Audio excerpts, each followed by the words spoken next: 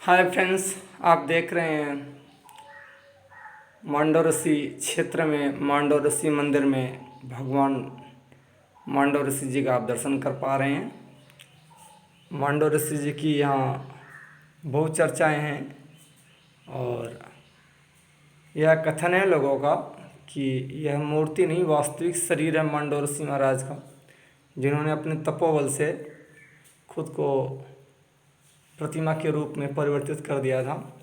और आइए और भी प्रतिमाएं हैं जिनका हम आपको दर्शन कराते हैं। ये हैं भगवान विष्णु जो बगल मूर्ति में बगल मंदिर में स्थापित है। ये हैं भगवान श्री संकट मोचन हनुमान जी महाराज। इधर आप देख पा रहे हैं भगवान शंकर और माता सती को। इधर नंदी जी, गणेश जी और ब्रह्मा जी भी स्थापित हैं यहाँ फ्रेंड्स। और यहाँ मांडव ऋषि महाराज जी की परिक्रमा की बहुत ही चर्चाएँ हैं कि यहाँ जो भी श्रद्धालु भक्त आते हैं उनकी मनोकामनाएं पूरी होती, इसलिए दूर दराज से ही भक्तों का आवागमन लगा रहता है। और आइए हम चर्चा करते हैं इन सज्जन से। ये बताएंगे हमें मांडव ऋषि क्षेत्र के बारे में कि क्या विशेषताएं हैं यहाँ की। और यहाँ से थोड़ी दूरी पे आप गंगा जी के भी दर्शन कर पाएंगे। तो आप बताइए सर जी कि ये मांडव ऋषि जी के नाम से यह क्षेत्र क्यों प्रसिद्ध है।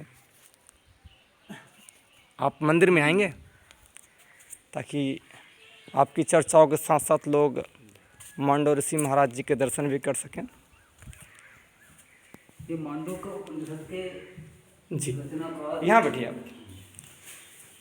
जी, आप बताइए कुछ मांडव ऋषि के बारे में। इधर बैठिए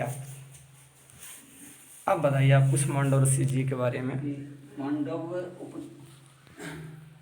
के उपनिषद के रचनाकार जी मांडव ऋषि जी का जीवन जो है। सर आपका नाम क्या, पहले नाम बताइए आप। कि मेरा नाम प्रभु सिंह है। कहाँ के रहने वाले हैं आप। मैं यहीं पास का मांडव क्षेत्र के पास में मवई गांव है, यहाँ पर रहने वाला हूँ जी। और मैंने इतिहास में पुराना। ये आपका शहर कौन सा है, जिला कौन सा है आपका। जिला बुलंदशहर है। अच्छा, बुलंदशहर है। तो बहुत सारी चर्चाएं मैंने सुनी है मांडव ऋषि जी महाराज जी की, बहुत पहले भी सुन रखी थी और हम दर्शन भी कर पा रहे हैं और इसलिए चाहते हैं और भी बहुत सारे भक्त इनके दर्शन करें। तो आप कुछ बताएंगे आप हमें मांडव ऋषि जी के बारे में। इतनी चर्चाएं जो हैं, क्या चर्चाएं हैं, क्या सही हैं क्या गलत हैं। लोग ऐसा भी बताते हैं कि यह इनकी वास्तविक शरीर ही मूर्ति का रूप ले ली है, क्या यह सत्य है। ये बुजुर्ग लोग बताते हैं कि पहले ये किसी आश्रम में रहते थे, वहाँ पर चोर आ गए थे और चोरों ने इनके जो है तलवार मारी तो इनका पेट। अच्छा, ये तलवार लग रही है, देख पा रहे हैं आप। जी जी। और ये पैर भी कटा हुआ है। जी जी जी, देख पा रहे हैं। हाथ भी कटा हुआ है। जी, हाथ भी देख पा रहे हैं। तो ये चोरों ने काटा है। किंवदंती तो यही है कि चोरों ने। जी, तो सुनाइए आप इनका पूरा पूरा किस्सा सुनाइए, क्या क्या सत्य है वो सुनाइए जो आपको जानकारी हो। मांडव ऋषि के द्वारा ही मांडव्य उपनिषद की रचना हुई है। ये अति बहुत ही प्राचीन काल में ऋषि हुए हैं और इनके आश्रम एक चित्रकूट में भी है जी। और एक हिमालय पे था पहले जी। और एक यहाँ मांडव क्षेत्र में, ये यहाँ हम हैं, यहाँ भी इनका आश्रम था। जी।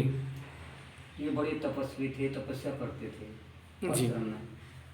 और यहाँ पर कुंदनपुर एक शहर है जी। यहाँ पर अब आहर बोला जाता है, वो आहर के नाम से। जी। वहाँ का राजा था, तो उस राजा के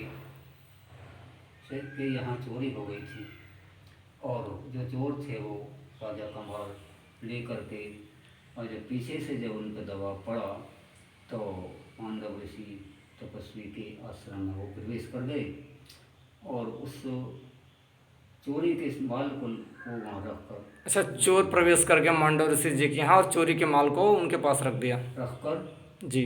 चोर जो है वो गायब हो गई। जी। पीछे से राजा के पास सिपाही आए जी।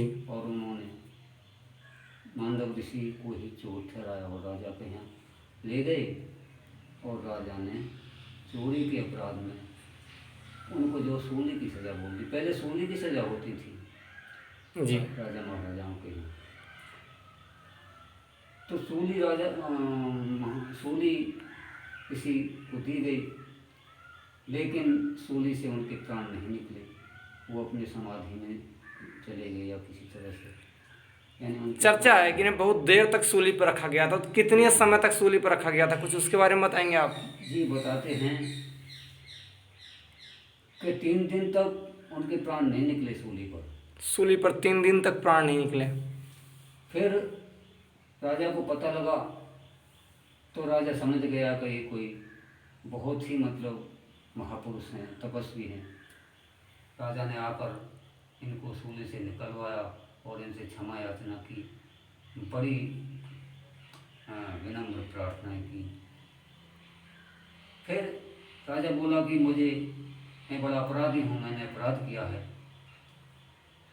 तो ऋषि मांडव्य बोले कि तुम्हारा राजन कोई अपराध नहीं है, ये अपराध तो धर्मराज का है, धर्मराज ने ही तुम्हारी बुद्धि को बदल दिया है और मुझको जो सूली दिलवाई थी, इसलिए मैं जो कुछ भी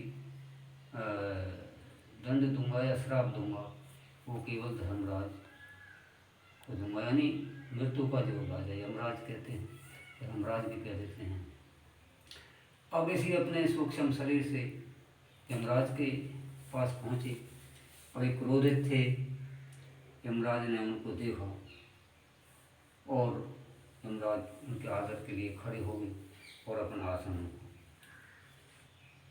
किसी बोले कि अरे दुष्ट, तैने मुझको सूली दिखलाई, तैने राजा की बुद्धि को बदल दिया और अब मुझे मेरा आदर करता है, मुझको अपना आसन देता है, मैं तुझको श्राप दूंगा। तो ऋषि ने उसको श्राप दिया धर्मराज को, तू दासी का पुत्र अगले जन्म में बनेगा। बात तो बड़ी धर्म की अच्छी करेगा, लेकिन तेरा अपमान ही अपमान होगा। तो कहते हैं, किंवदंती है कि किसी के श्राप से ही धर्मराज विदुर भक्त के रूप में उनका जन्म हुआ। बात तो धर्म की करते थे, लेकिन दुर्योधन द्वारा उनका हमेशा अपमान होता था। दुर्योधन कहता था कि दासी के पुत्र है, तू क्या न्याय जाने, तू क्या राजा महाराजाओं की बात जाने। तो एक किंवदंती ये प्रचलित है मांडव्य ऋषि के विषय में, और इनके और दूसरे भी कुछ कथाएं हैं। सर एक जानकारी मैं आपसे लेना चाहूँगा, जैसा कि लोग बताते हैं इनकी वास्तविक शरीर ही पत्थर की हो गई, मतलब पत्थर की प्रतिमा का रूप ले ली, तो विदुर जी को श्राप तो हुआ, मतलब विदुर जी का जन्म तो महाभारत काल में हुआ, कृष्ण के समय में हुआ। तो क्या यह मांडव ऋषि जी का जो यह प्रतिमा है, यह मूर्ति है, यह जो शरीर है, क्या यह उसी काल का है, महाभारत से संबंध रखता है ये इनका जो इतिहास है जी चोरी का इतिहास, इनका श्राप का इतिहास जी। तो महाभारत काल से बहुत पहला है, लेकिन इनके श्राप से जो है जन कितने का समय बाद में वो कौरव पांडव हुए, और जब अच्छा, ये तो उससे भी पहले की घटना है। तो ये घटनाएं आपको कैसे पता चली, घर गांव के लोगों से पता चली या ग्रंथों से या कहानियों से, कैसे पता चली आपको? ये घटनाएं जो पता चली हमारे जो पहले बुजुर्ग दादा और दादा भी कहते आए हैं, और इसका वर्णन शायद महाभारत में भी है। ये प्रचलित एक कथा है कि विदुर जी का जो जन्म है वो मांडव ऋषि के श्राप से ही, मतलब जी सर मैं पूछना चाहूँगा कि ये कितनी पुरानी मंदिर है? ये मंदिर जहाँ आप देख रहे हैं, हम देख रहे हैं जी ये तो करीबन 100-125 साल ही पुराना है जी। इनका जो प्राचीन मंदिर है वो अन्यत्र नीचे था जहाँ गंगा बह अच्छा, रही। ये भी 100-125 साल पुराना मंदिर है? हाँ, कहते हैं कि वो मंदिर जब गंगा ने काट दिया था जी तो बहुत लोगों ने इनको उठाया, यहाँ पर मंदिर बनवाया गया। जी तो ये बहुत लोगों पर नहीं उठे। जी फिर उन्होंने सपने में किसी ग्वालिया से कहा था जी कि मुझको 5 ग्वालिया उठाना तो मैं उठा ले सकते हैं और जी। मुझे वहाँ पर स्थापित कर सकते हैं। जी। ये कथा इनकी प्रचलित है। तो फिर क्या हुआ, 5 ग्वालियों ने उठाया तो ये उठे? फिर 5 ग्वालियारों इनको उठाया, और भी लोग लग गए, लेकिन 5 ग्वालियों ने पहले लगाए गए पहले उठाने के लिए। बाद में कुछ और भी 2-4 लोग, मतलब और भी लोग लगे होंगे, तो ये उठ के वहाँ पर उनको ले आए और यहाँ पर उनको स्थापित। पहले कितने लोगों ने उठाया था जब ये नहीं उठे थे? पहले तो काफ़ी लोगों ने उठाए थे, चारों तरफ लगे लोग उठाने के लिए। ये उनसे नहीं उठ पाए। अच्छा, प्रभु सिंह जी, जानकारी देने के लिए आपको बहुत बहुत धन्यवाद। और जी, राम राम जी। जी हाँ। जय श्री मांडो ऋषि।